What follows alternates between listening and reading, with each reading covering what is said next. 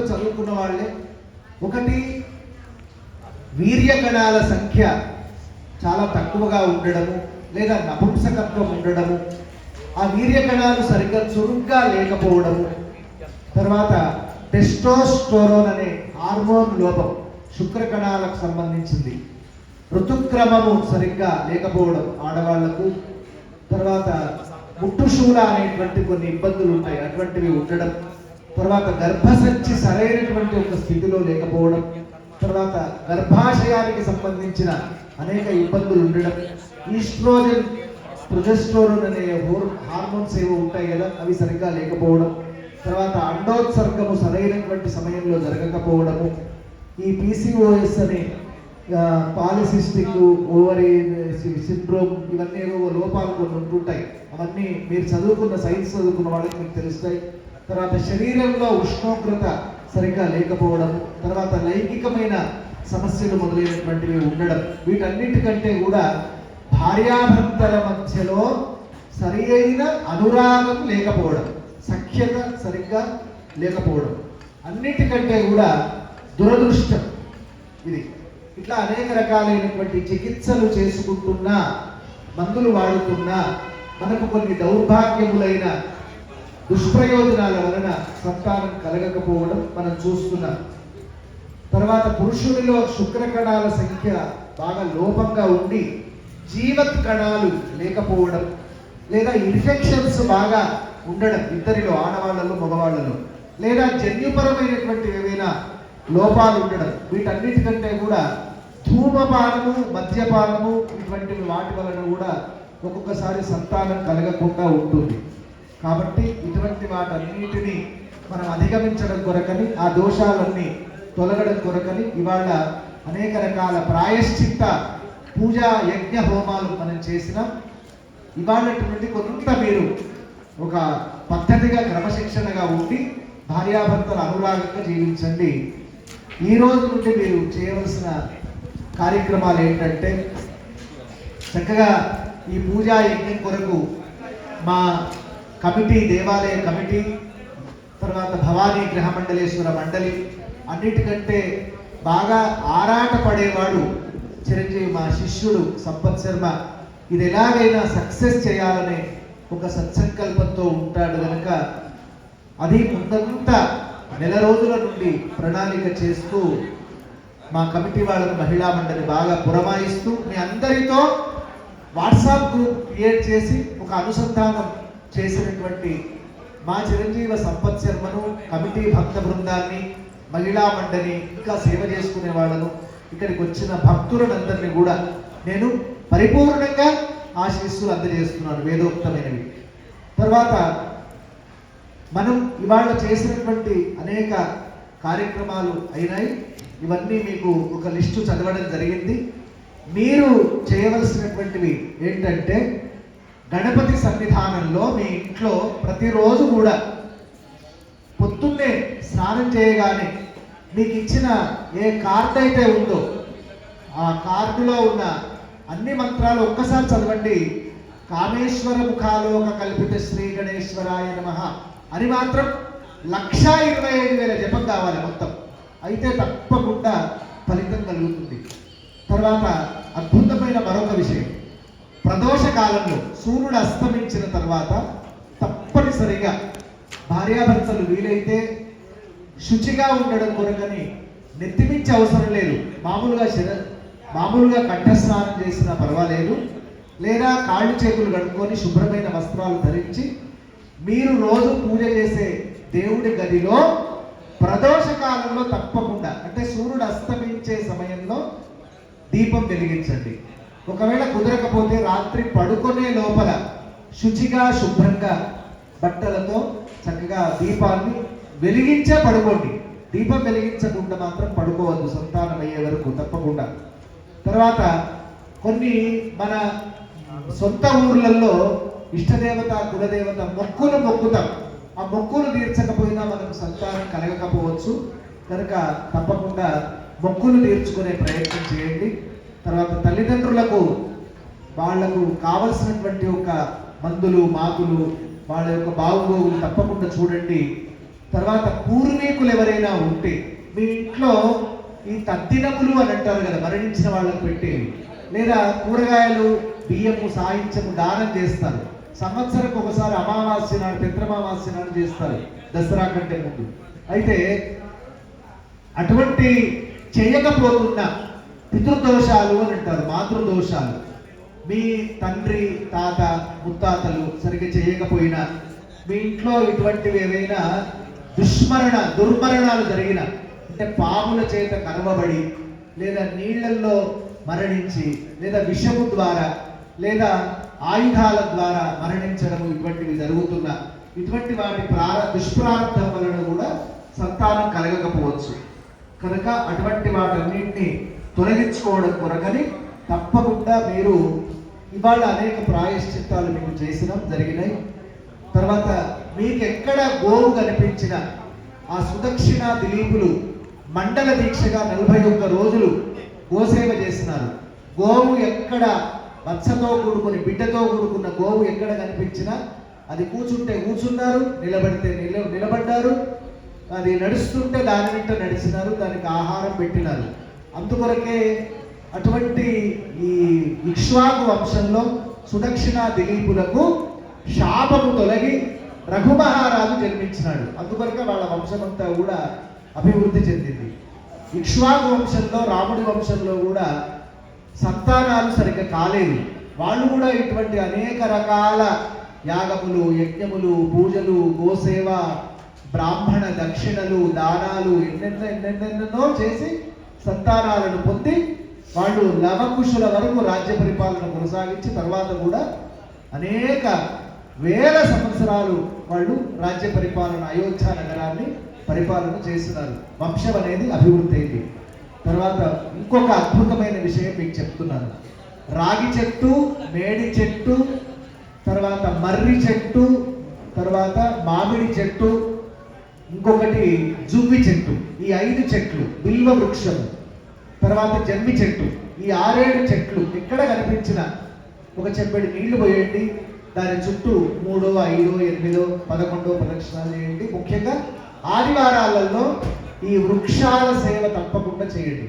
ఎందుకనంటే దశపుత్ర సమోద్రుమహాని, ఒక్క చెట్టు 10 మంది కొడుకులతో సమానం. దాని చెట్టు సేవ చేస్తే సంతానము తప్పకుండా అవుతుంది, సందేహమే లేదు.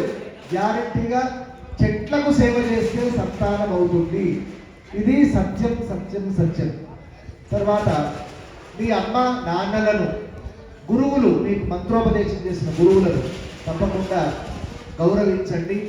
పూర్వీకుల యొక్క శ్రాద్ధాలు ఏమైనా చేయకపోయినా, వాళ్లకు కర్మ సరిగ్గా చేయకపోయినా అవి చేయడం కొరకని మీరు త్రిపిండి శ్రాద్ధము మొదలైనవి చేయడం కొరకని నాసిక్ త్రియంబకు వెళ్ళి అక్కడ అది పూర్తి చేసుకోండి, తప్పకుండా సంతానం అవుతుంది.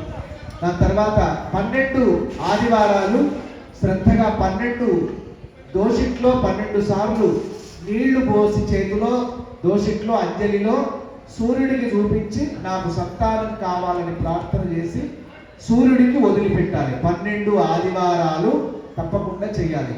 ఒక రాగి బిందెలో నీళ్లు సూర్యుడి కిరణాలు పడేటట్లుగా బయట పెట్టి వాటితోనే సాయంకాలం సూర్యుడు అస్తమించిన తర్వాత చెప్పిన కదా స్నానం చేయాలి.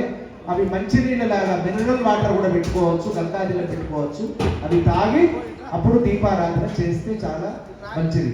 అన్నిటికంటే కూడా భార్యాభర్తలు ఎప్పుడు కీచులాడుకోవద్దు, ఎప్పుడు ఒకరినొకరు గౌరవించుకుంటూ కనులలో కనులు పెట్టి నవ్వుకుంటూ జీవించే అనుగ్రహాలను తప్పకుండా భగవంతుడి నుండి ప్రార్థన చేయండి.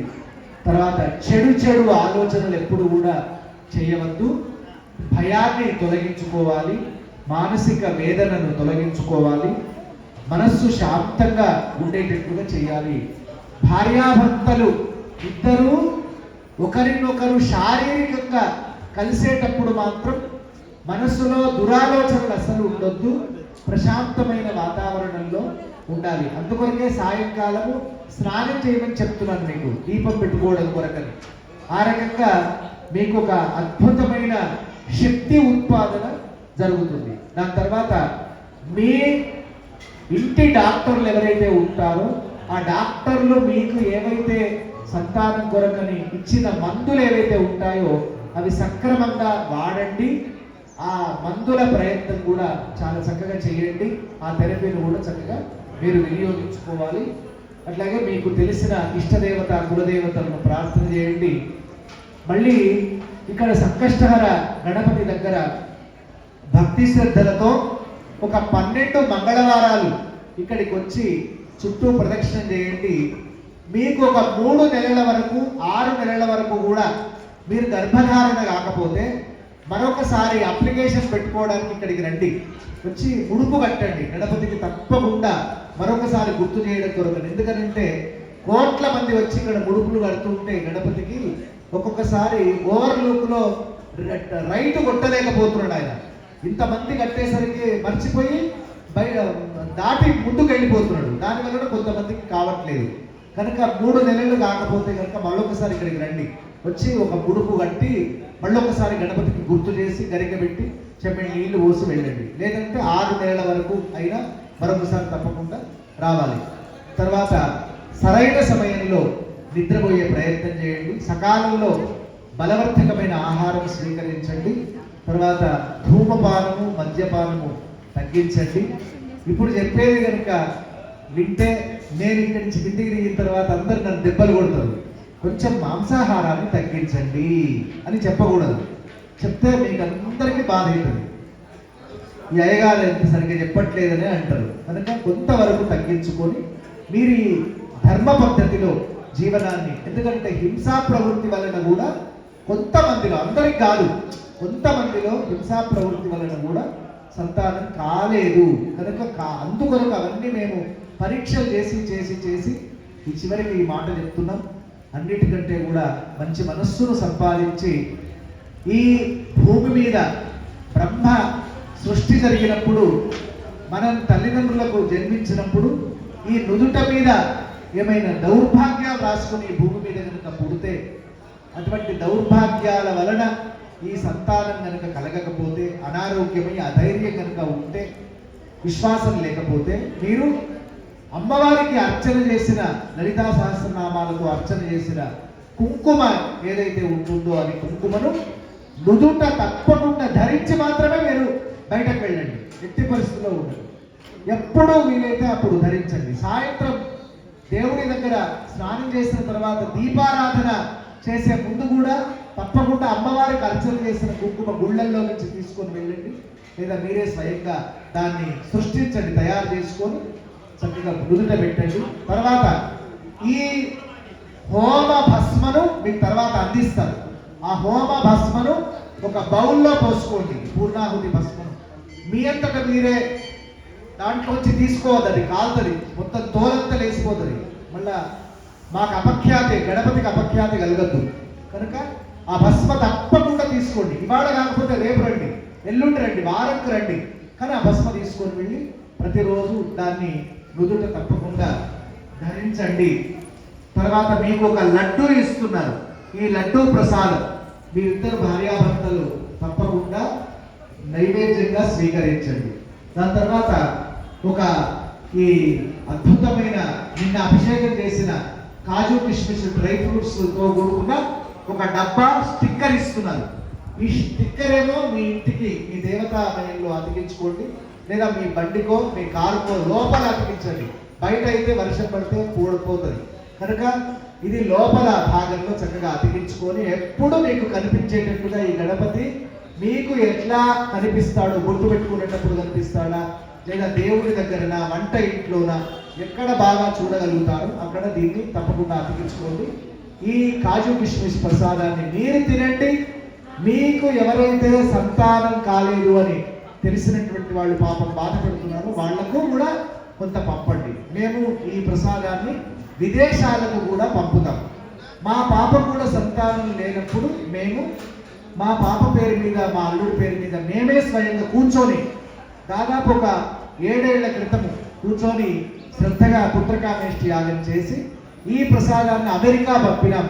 వాళ్ళిద్దరూ తిన్న తర్వాత 2 నెలలకు ఆమె గర్భవతి చక్కటి పుత్ర సంతానమైంది.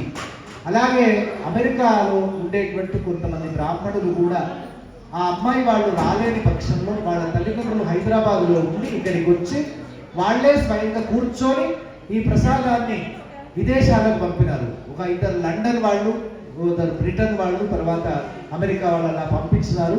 ఇది తిన్న తర్వాత వాళ్ళకు కూడా సంతానమైంది. మళ్ళీ ఇండియాకు వచ్చినప్పుడు వాళ్ళు ఇక్కడ గణపతి దర్శనం చేసుకున్నారు. మన గణపతి యొక్క మహిమలు అపారమైనటువంటివి, వెలగట్టలేనివి. అందులోనే ప్రపంచంలో ఇక్కడ భారతదేశంలోనే ఉత్కృష్టమైనటువంటి గ్రహములు, అష్టదిక్పాలకులు, చతుర్వేదాలు, సర్వశాస్త్రములు, రాశులు, నక్షత్రాలు, వీటన్నిటితో కూడుకున్న ఋగ్వేద, యజుర్వేద, సామవేద, అథర్వణ వేదములతో కూడుకున్న అణిమ, గరిమ మొదలైన అష్టసిద్ధులతో, నవనిధులతో కూడుకున్న ఒక అద్భుతమైన గ్రహమండలేశ్వర స్వామి ఇక్కడ ఉన్నాడు.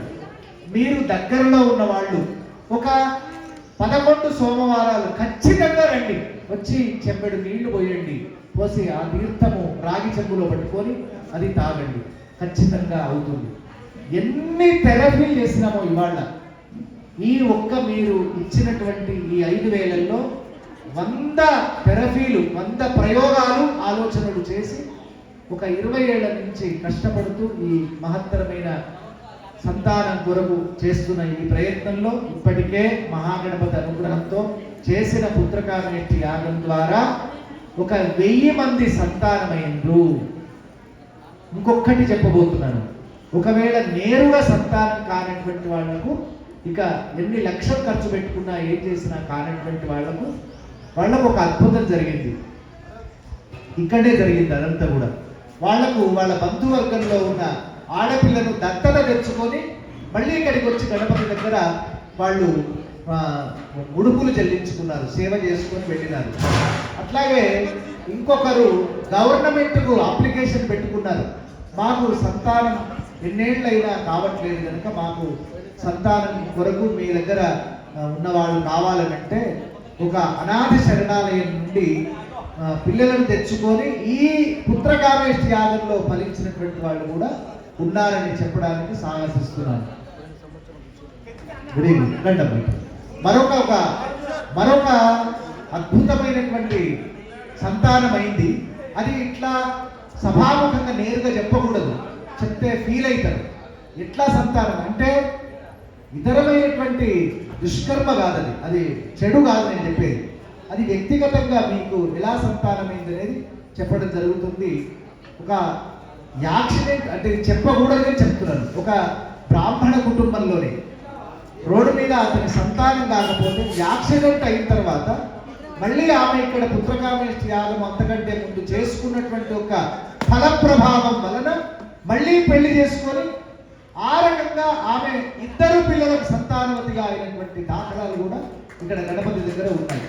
ఇట్లా అనేక రకాలుగా సంతానవంతులైనటువంటి వాళ్ళు, ఏదో రూపకంగా సంతానమైన వాళ్ళు ఇక్కడ చాలా గణపతి దగ్గర ఉన్నారని చెప్పడం చాలా సంతోషంగా ఉందని మీ అందరికీ చెప్తూ, ఇప్పుడు ఇక్కడే చక్కగా ఈ యజ్ఞంలో పాల్గొన్నటువంటి ఈ అమ్మ, ఇప్పుడు ఇంతకుముందు అమ్మాయా అబ్బాయా? అమ్మాయి చక్కగా వచ్చింది. ఈ ఎవరు విలువ? తల్లి విలువ. మీరు పోయినసారి కూర్చున్నారు, ఒక్కసారి 2 మాటలు చెప్పు.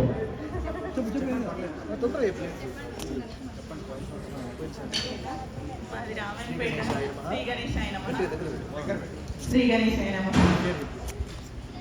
నా పేరు సాయి సృజన, మా వారి పేరు నాగేంద్ర. మేము రామాయణపేట నుంచి వచ్చాము. లాస్ట్ ఇయర్ ఇక్కడ కూర్చున్నాము. పంతులు గారు ఎలా చెప్తే అలా చేసాము. మాకు మంచిగా అనిపించింది. ఇప్పుడు నాకు పాప కలిగింది, 3 నెలల అమ్మాయి. చాలా సంతోషంగా ఉంది. మీ అందరికీ కూడా మీరు అనుకున్న కోరికలు అందరికీ నెరవేరాలని కోరుకుంటున్నాను. సంతోషం. కాబట్టి ఇవన్నీ ఇలాగా చేస్తూ భక్తి శ్రద్ధలతో మీరు గణపతిని మరవకండి, ఇక్కడ గ్రహమండలేశ్వర స్వామిని మరవకండి. తప్పకుండా అప్పుడప్పుడు వచ్చి దర్శనం చేసుకోండి. ఇంకొక విషయం, మీకు తెలిసిన వాళ్ళకు కూడా తప్పకుండా చెప్పండి. స్వయం తీర్థ పరాస్తారే.